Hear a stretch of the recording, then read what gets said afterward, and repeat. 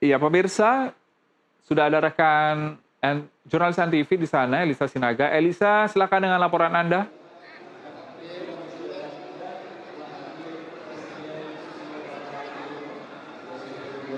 Ya, Helmut dan juga pemirsa, ini suasana di gedung DPR RI semakin ramai, semakin siang, karena memang ini Presiden Prabowo Subianto sudah hadir. Kita menunggu kedatangannya dari Presiden Prabowo Subianto untuk tiba di gedung kura-kura begitu ya. Dan mungkin kita mau berbincang sedikit lagi ini, Helmut, dengan ada anggota DPR RI Komisi 6, Mas Kawendra Lukistan. Halo, Mas Kawendra. Baik, puji Tuhan. Ini bagaimana nih Mas Kawendra melihat dikit lagi kan Presiden akan menyampaikan pidato terkait kinerja 10 bulan ya. Pemerintahan Presiden Prabowo. Ini tanggapan dari Komisi 6 melihatnya seperti apa Tentu sih, gini, terima kasih Mbak. Tentu begini, kita pertama ingin mengapresiasi apa yang menjadi terobosan-terobosan, program-program yang dilakukan oleh Presiden kita, Presiden Prabowo Subianto bersama pemerintahannya di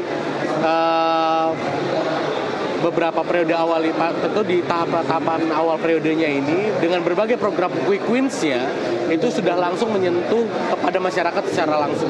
Kita bisa lihat bagaimana dampak dari makan bergizi gratis itu hadir untuk anak-anak Indonesia, terus bagaimana negara hadir untuk mendongkrak perekonomian di tingkat terbawah di desa-desa melalui koperasi Desa Merah Putih.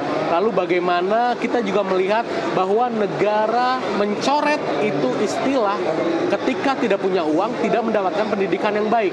Dengan apa? Menghadirkan sekolah rakyat. Artinya dengan hadirnya sekolah rakyat, tidak boleh ada lagi istilah bahwa kalau tidak punya uang, tidak mendapatkan pendidikan yang baik. Negara hadir dengan sekolah rakyat, memberikan fasilitas itu semua. Tentu ini kita apresiasi, dan tentunya berbagai program lainnya seperti cek kesehatan gratis, bagaimana pemerintah hadir bukan hanya memastikan kondisi internal negara kita, tapi hadir di panggung-panggung global, membangun kerjasama, lalu hadir di berbagai forum, hingga kita menjadi negara yang tidak dipandang sebelah mata di mata dunia. Seperti itu. Kalau evaluasi Komisi 6 DPR RI bersama kementerian-kementerian, khususnya Kementerian Perdagangan, ini seperti apa sih, Mas? Tentu mitra kami itu bukan hanya perdagangan, ada Kementerian BUMN dan Antara tentunya di situ. Dan kita juga mengapresiasi bagaimana langkah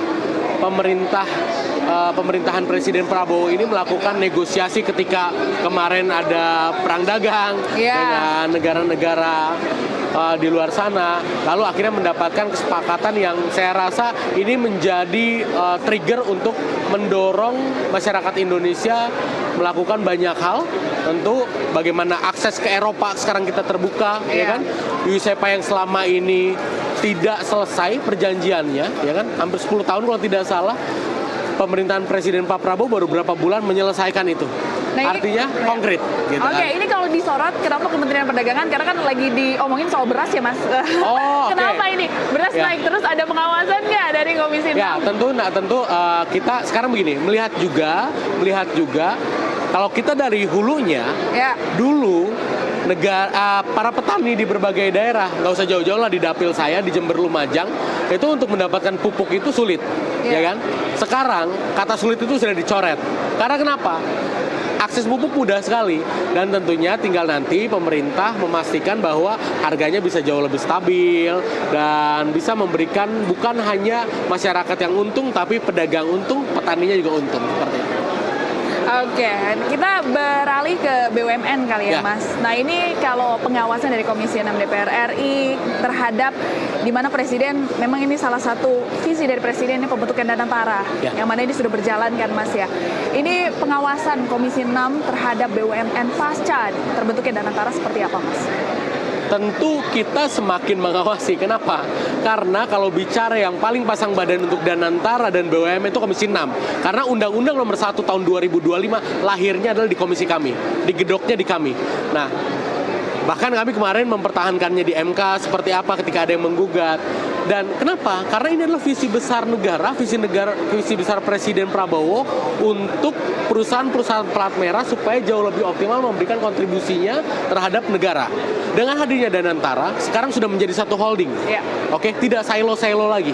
Iya. Oke, tidak terpisah antara perusahaan ini dengan perusahaan itu. Karena kenapa? Di bawah satu holding.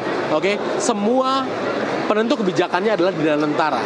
Jadi tidak ada lagi yang namanya miskom antar BUMN. Artinya karena di bawah satu naungan. Nah, tinggal sekarang yang jadi challenging-nya adalah harmonisasinya yang memang harus terus kita perketat awasi supaya apa? Penyelarasan program-program yang sudah ada. Tentu kita apresiasi Danantara kemarin menelurkan berbagai kebijakan.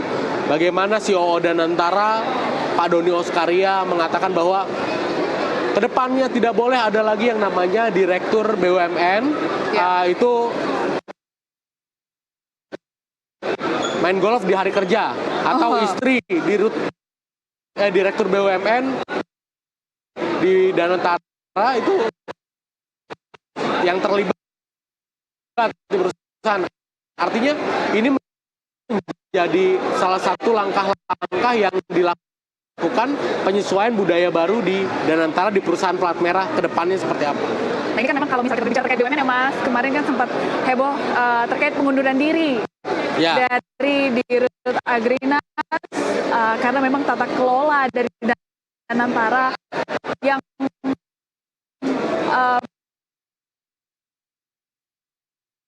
memang kurang bisa membantu presiden kalau kata Dirut Agrinas.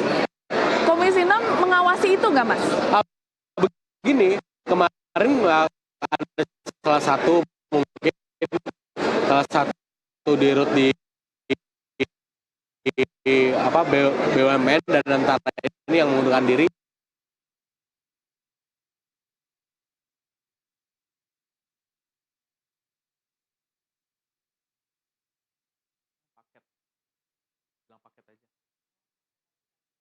Baru komunikasi juga harus dengan cara yang baru, tidak dengan cara yang lama.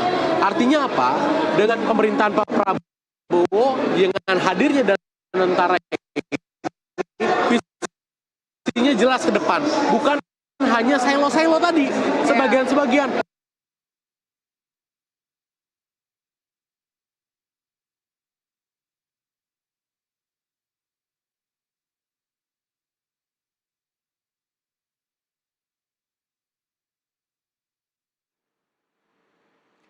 Ya pemirsa, nampaknya kami mengalami kondisi sinyal yang tidak baik